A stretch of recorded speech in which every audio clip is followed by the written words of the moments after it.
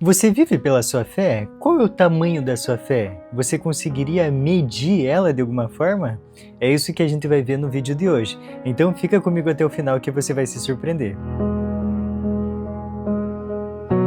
Olá, meu querido amigo, minha querida amiga, que bom ter você aqui para nós começarmos mais um estudo fascinante dessa lição que está surpreendente. Se você perdeu algum estudo, você pode conferir no canal que nós temos uma playlist completa dos estudos que nós fizemos até hoje, ok? E antes de começar esse estudo que está maravilhoso, que é o de hoje, eu gostaria de agradecer os comentários que nós recebemos no último vídeo, que é da Estela, da Dalva, do Anderson e do Edson.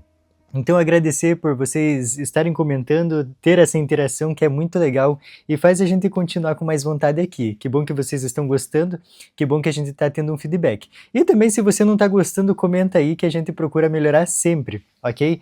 Então, vamos lá para a nossa lição. Eu espero que você esteja aí com a sua lição e com a sua Bíblia, mas se você não tiver, vai estar tudo na tela, ok? Deixa eu jogar aqui na tela para você acompanhar também. Então, olha só, para você que não sabe, esse é o nosso quadro Lição em Ação. Aqui a gente estuda um pouquinho mais da Palavra de Deus a cada semana. Então, se você não está inscrito nesse canal, já clica aí no sininho para não perder os nossos próximos estudos. Tem muita gente que está assistindo o estudo, só que não se inscreve, e aí não consegue ver os próximos estudos. Então, fica atento a isso, ok? Então esse é o nosso estudo. Antes de a gente entrar aqui no estudo, eu gostaria de recomendar esse vídeo que está aí na tela, tá? É o último vídeo aqui do canal, o anterior a esse que você está assistindo, obviamente, e aqui a gente vai falar sobre um tema que ele é pouco falado. Na verdade, é um tema que Deus declarou a sua vontade sobre o tema, só que muitas pessoas ignoram. Então esse tema está bem legal, é um vídeo bem rápido, de 2 minutos, para que você entenda e não caia no erro que todos cometem, tá? Então assista esse vídeo lá e também comenta nesse vídeo porque vai ser interessante de saber o que você pensa sobre esse tema aqui desse vídeo, ok? Então vamos para a nossa lição. O tema dessa semana é Vivendo pela Fé. Olha só que interessante. Quando a gente vai estudar a Palavra de Deus, nós vemos muitas e muitas pessoas que viveram pela fé.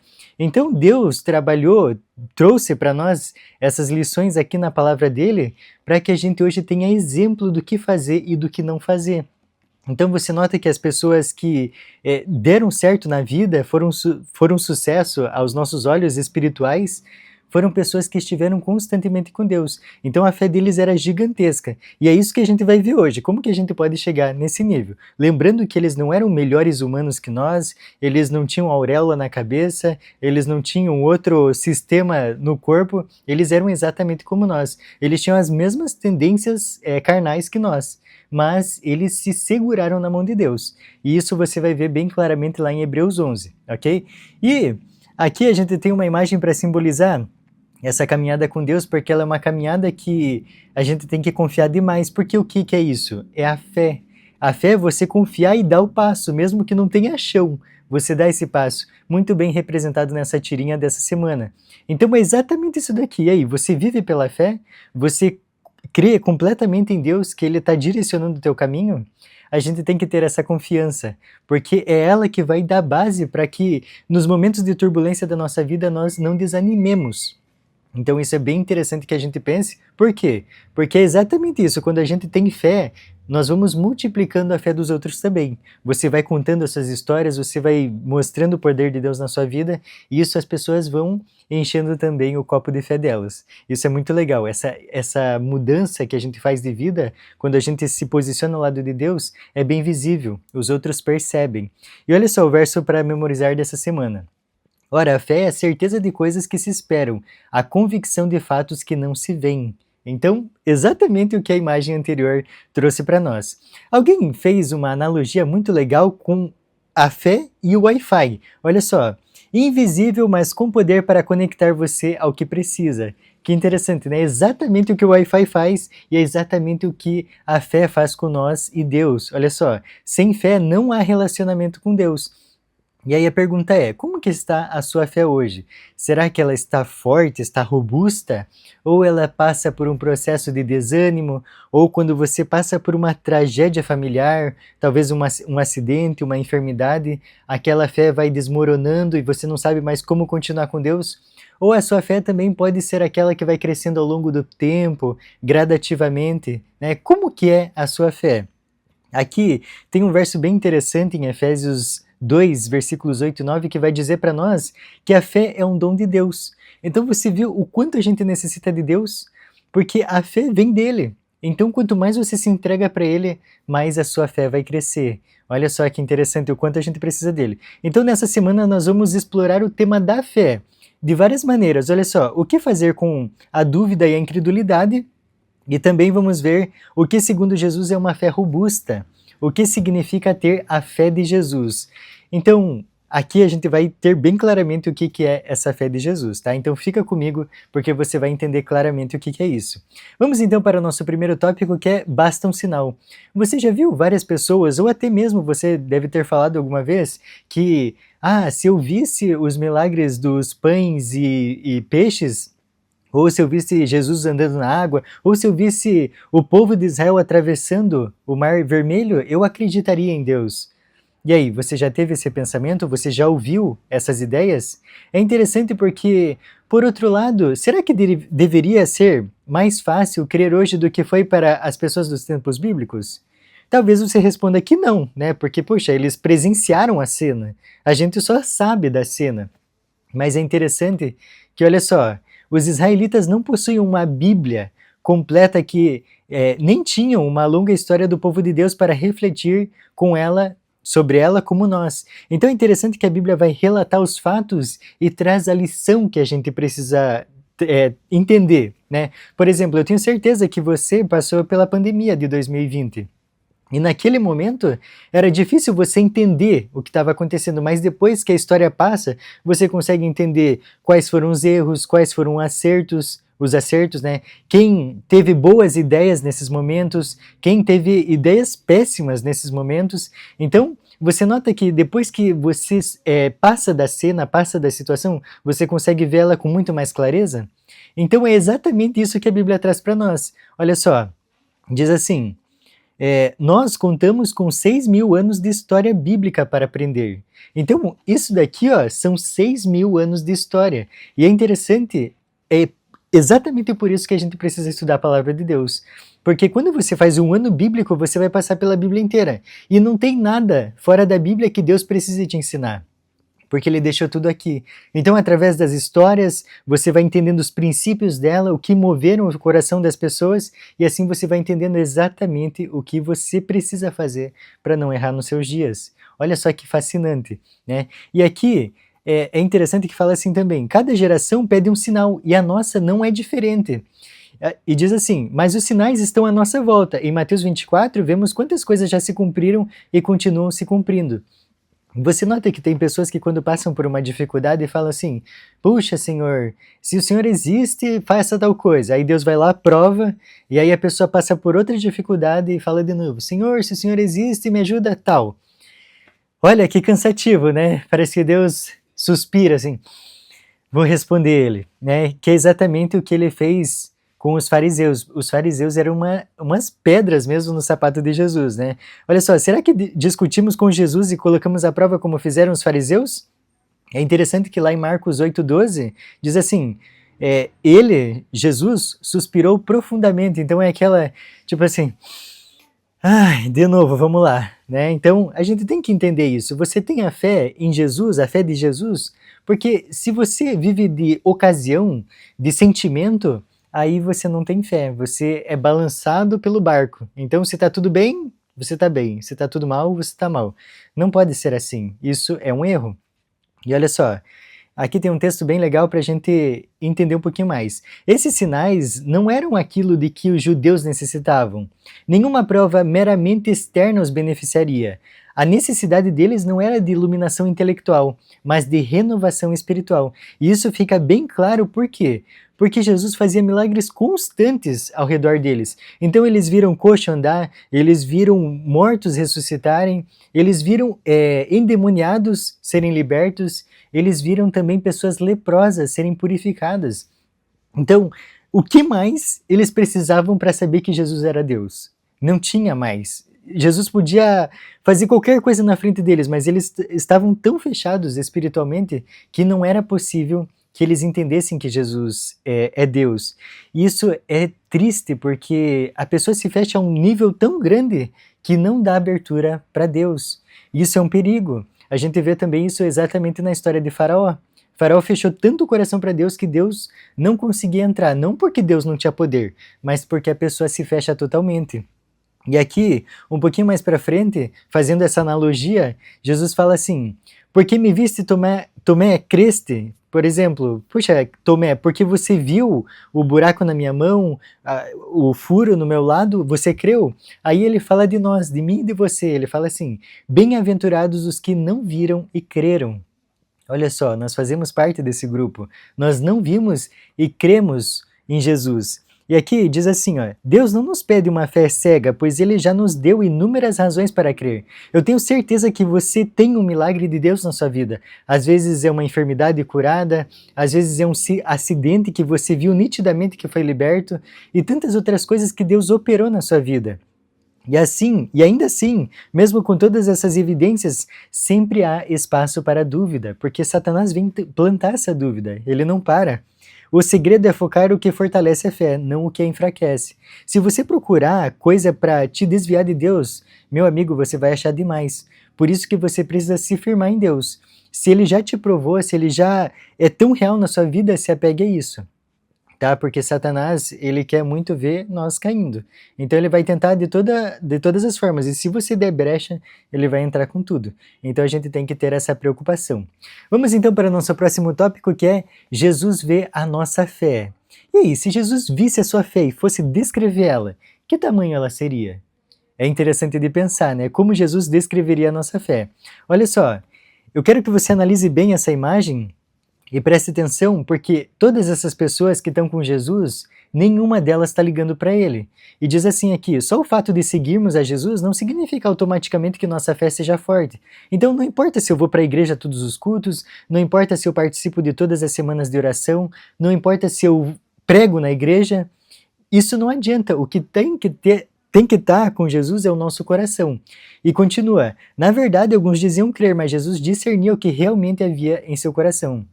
Não adianta eu ficar falando aqui para você, eu posso aqui para você parecer um bom cristão, mas Deus conhece o meu coração. E aí? Isso daqui pode ser só uma casca, mas eu procuro não viver só a casca, eu procuro viver plenamente o cristianismo, né? Porque eu não posso ser hipócrita, né?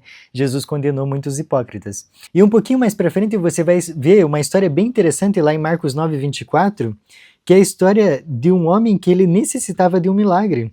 Deixa eu pegar aqui, Mateus 9, versículo 24 diz assim: e imediatamente o pai do menino exclamou com lágrimas: eu creio, ajuda-me na minha falta de fé. Olha só que interessante, ele clamou a ajuda de Deus. E será que Deus ia deixar ele só pedindo? Não ia atender esse pedido dele? Atendeu sim. E olha só, da mesma forma que o Espírito Santo nos leva a crer, o inimigo deseja que duvidemos ou desprezemos a atuação de Deus em nossa vida. Sabe, Deus vai e faz um baita milagre em você. Aí o Satanás chega para você e fala assim: não, isso daí é normal, olha só, aconteceu isso porque isso, daí teve aquela lógica e aí aconteceu exatamente isso. Faz você duvidar de Deus, e isso é um perigo. Então a gente não pode ceder a esses enganos de Satanás. Olha só, a descrença acalentada no coração tem poder sedutor. As sementes da dúvida que eles estiveram semeando produzirão sua colheita. Isso daqui é uma plantação, né? Então, se você planta fé, você vai colher fé. Se você planta descrença, você vai produzir, então, essa colheita. E continua: mas devem continuar a arrancar toda a raiz de descrença. Sabe como que você pode fazer isso? Da seguinte forma: quando você pensar alguma coisa errada sobre Deus, você para nesse momento e tenta mudar esse pensamento. Então, Deus não está me ajudando. Não, Deus me ajudou. Olha, Deus está me dando o ar que eu respiro, está me dando sabedoria, está me dando tudo que eu preciso para viver. Deus está comigo. Então você vê que você vai reformulando, você vai reeducando o seu cérebro.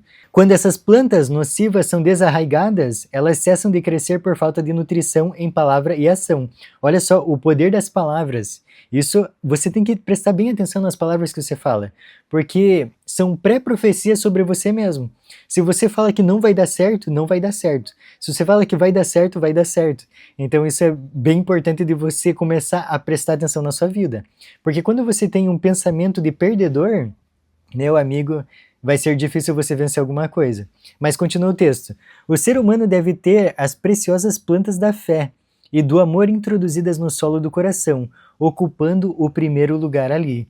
Então, olha só que importante que é isso. Você deve cuidar do seu coração, ok? Não deixa ele sozinho. Você precisa constantemente cuidar dele. Olha só, quando surgem algumas dúvidas sobre Deus, sobre seu caráter ou sua palavra, o que fazemos diante disso? E aí, a quem você recorre? O que você faz diante dessas provações? Aqui diz, olha só, Deus não ignora nem despreza a razão humana, pois ele nos criou à sua imagem e nos convida ao diálogo, como fez com Abraão, com Moisés, com Jó e tantos outros personagens que a gente vê na palavra de Deus. Ele nos chama a aprender a agir dentro dos seus amplos e infinitos caminhos de sabedoria, ainda que em algum momento precisamos nos render ao que não entendemos plenamente.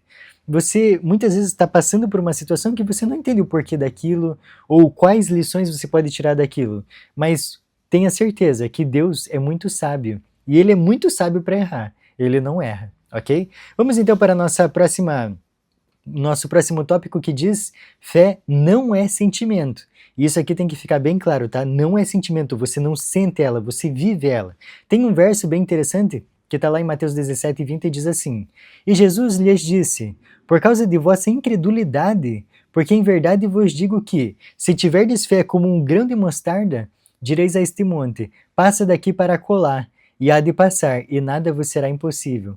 Olha só que loucura que é a gente ler um texto desse. Se a gente tivesse a fé do tamanho de um grão de mostarda, você já ouviu o que é isso? Você já viu presencialmente? Aqui eu tenho uma imagem para te mostrar, para você ver mais ou menos como que é o tamanho de um grão de mostarda. Ele é minúsculo. E Deus diz que se a gente tivesse fé do tamanho desse grão, a gente poderia mover montanhas. Então você nota o quanto a nossa fé é falha? O quanto a nossa fé é minúscula? Porque olha o tamanho desse grão.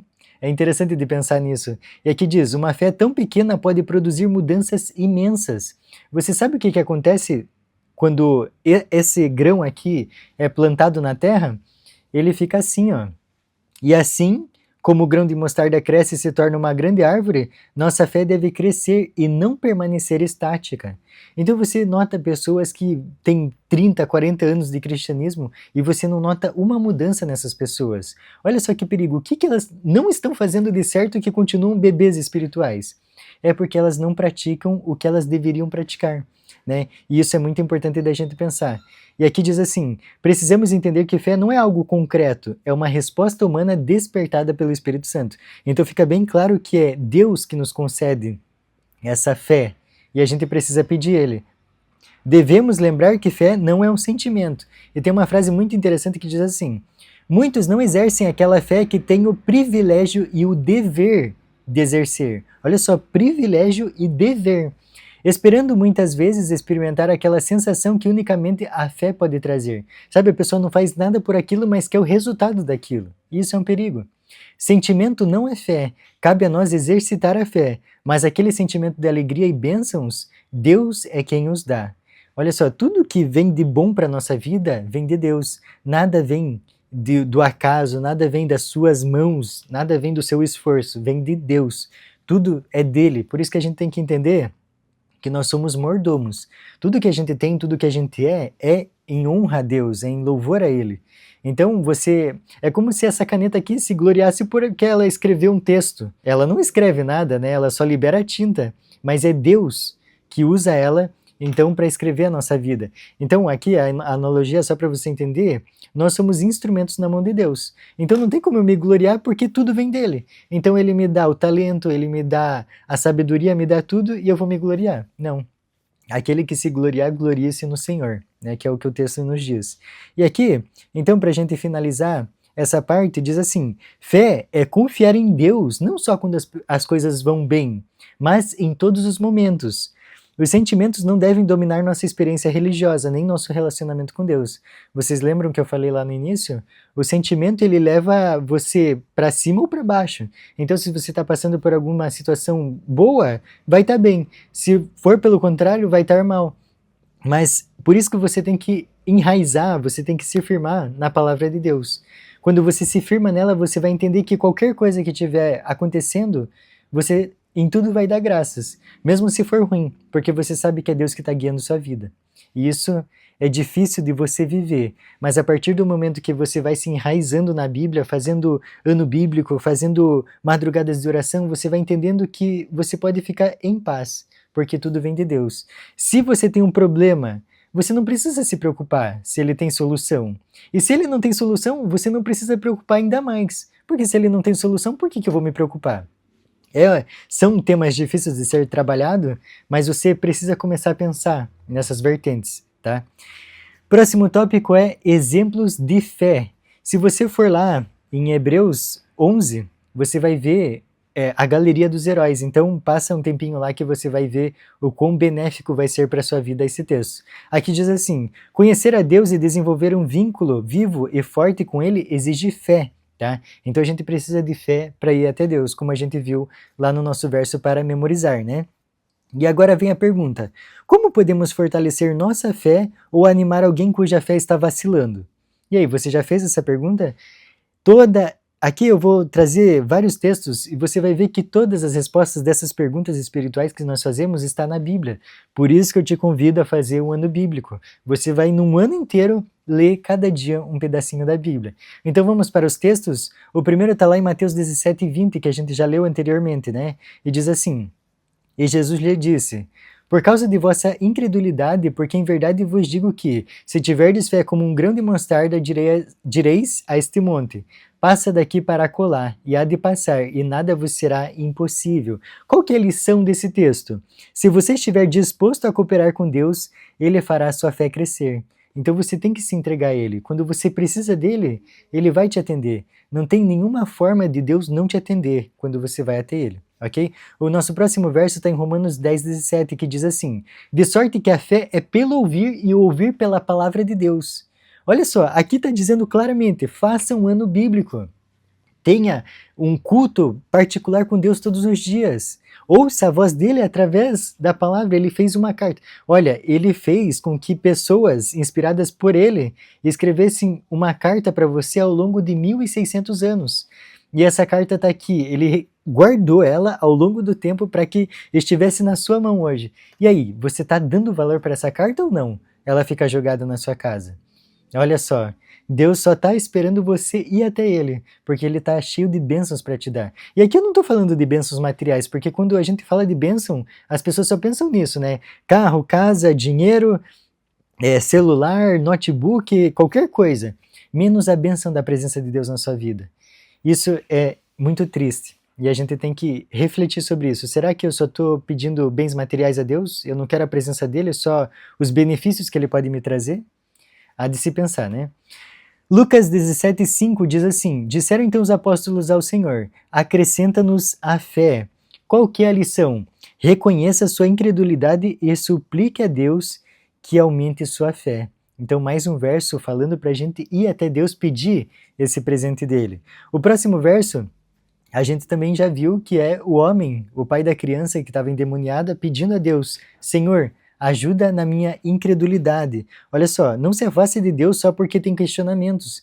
Muitas pessoas, por uma simples dúvida, não querem mais saber de Deus. Não, aqui está falando muito pelo contrário. Se você tem dúvida, se jogue aos pés de Cristo. Peça ajuda dele, que ele vai sanar os desejos do seu coração. Né? E você vai entender com mais profundidade o que você vive, o que você está passando, e vai entender, além de tudo, que em tudo você pode dar graças. Por quê? Porque tudo coopera para o bem daqueles que amam a Deus. Talvez você não entenda isso, mas é a pura verdade. O próximo texto está lá em Romanos 8,14, que diz assim: porque todos os que são guiados pelo Espírito de Deus, estes são filhos de Deus. A lição é: responda ao Espírito Santo e peça mais da presença dele em sua vida. Olha só, isso aqui, você nota que todos os versos estão falando: busque o Senhor, busque o Espírito Santo, busque Jesus, porque é isso que vai fazer você se fortalecer nessa terra. Nada aqui tem a oferecer a paz que só Ele pode te dar. E isso você tem que pensar, ok? E por último, então, 2 Coríntios 5:7 diz assim: porque andamos por fé e não por vista. Então, exercita a fé, tá? Não tem nada que te leve para frente a não ser a fé, a comunhão com Deus. Então, essa lição está muito fascinante porque faz a gente repensar. E aqui, então, a gente vai para o nosso próximo tópico, que é a fé de Jesus. Então, eu gostaria, nesse momento, que você abrisse lá em Hebreus 11, porque se você for ver, esse texto ele é bem fascinante e vai falar para nós sobre a galeria da fé. Então, vai trazer várias e várias pessoas. Então, pensa a seleção interessante que fez aqui, porque são várias e várias pessoas que foram exemplos de fé ao longo da Bíblia, mas aqui vai trazer alguns, os mais, né, a elite do povo da fé. Aqui então vai citar Enoque, vai citar Abel, vai citar Moisés, Abraão, pessoas fortes espirituais. Aqui a gente pode ver uma representação do que Hebreus fala, né? Então aqui a gente vê Moisés, vê Abraão, vê Davi também, Noé. Então, é interessante que esse daqui, então, como eu falei, é elite. Só que aqui ninguém desses teve uma fé comparável à de Jesus. Olha só, eles tiveram muita fé, mas nada comparável, então, à fé de Jesus. Apocalipse 14:12 vai dizer o seguinte para nós: aqui está a paciência dos santos, aqui estão os que guardam os mandamentos de Deus e a fé de Jesus. E aí você pode perguntar, tá, mas o que é a fé de Jesus? O que é essa fé? E aqui a gente tem a resposta. Mas antes, se você quiser se aprofundar e ver uma história de Jesus demonstrando a fé dele, você pode ir lá em Mateus 26, a partir do versículo 36 até o 42. Você vai ver Jesus no Getsêmani. Que momento lamentável, mas ele estava ali por mim e por você. Aqui diz assim: quando temos a fé de Jesus, significa não só que, por obediência a Ele e a Sua palavra, imitaremos a fé que Ele tinha em Deus, mas também que teremos uma experiência diária, ativa e viva com Jesus. É saber e agir com base nisso, que, sem fazer de Jesus o centro da nossa vida diária, não podemos ter um relacionamento salvífico com Deus. Olha, se você não colocar Jesus como centro da sua vida, nada mais importa. Não adianta que você ganhe o mundo. Se você não tiver Jesus, nada mais importa. Porque você só vai viver essa vida aqui. Vai deixar uma vida muito melhor para lá. E ainda continua: ter a fé de Jesus significa ter Jesus habitando em nós. E assim, sua fé em nosso coração, pois Cristo é o verdadeiro fundamento de nossa fé. Então, olha só quanto que a gente tem para refletir sobre isso. E aí, Jesus tem sido o centro da sua vida? Talvez você diga já de cara que sim, mas se você analisar os seus dias, como que eles passam? Será que você tem um momento a sós com Deus? Será que você tem madrugadas de oração? Você faz dias de jejum? Isso é muito importante de pensar. E o desafio dessa semana, como a gente está aqui, esse quadro é lição em ação, precisa ter alguma ação, né? O desafio dessa semana é exercer a fé de Jesus, tá? Eu tenho certeza que você está passando por alguma situação difícil nesse momento. Eu quero que você descanse, faça uma oração nesse momento, coloque essa situação na mão de Deus e eu tenho certeza que você vai ter a paz que só Ele pode dar. E para finalizar, então, eu gostaria de ler essa frase com você. Pela oração, pelo estudo de Sua palavra, pela fé em Sua constante presença, a mais fraca das criaturas humanas pode viver em contato com Cristo vivo, e Ele a segurará com mão que nunca a soltará. Nós, como seres humanos, é muito difícil a gente falar nunca, porque é uma palavra que generaliza demais. Mas aqui, quando fala que nunca, é que Deus nunca vai soltar a tua mão se você pedir a Ele. Olha só, essa lição aqui foi cheia de ensinamentos. Eu espero que você tenha compreendido um pouquinho mais sobre a fé. E eu espero que você viva essa fé, porque eu não tenho como copiar minha fé e dar ela para você. Mas eu posso te incentivar a ir atrás dessa bênção que só Deus pode te dar. Eu espero que essa lição esteja transformando o seu modo de viver a vida e eu espero que você viva essa vida ao lado de Jesus. Foi um prazer estar com você aqui e eu espero você no próximo vídeo. Até mais!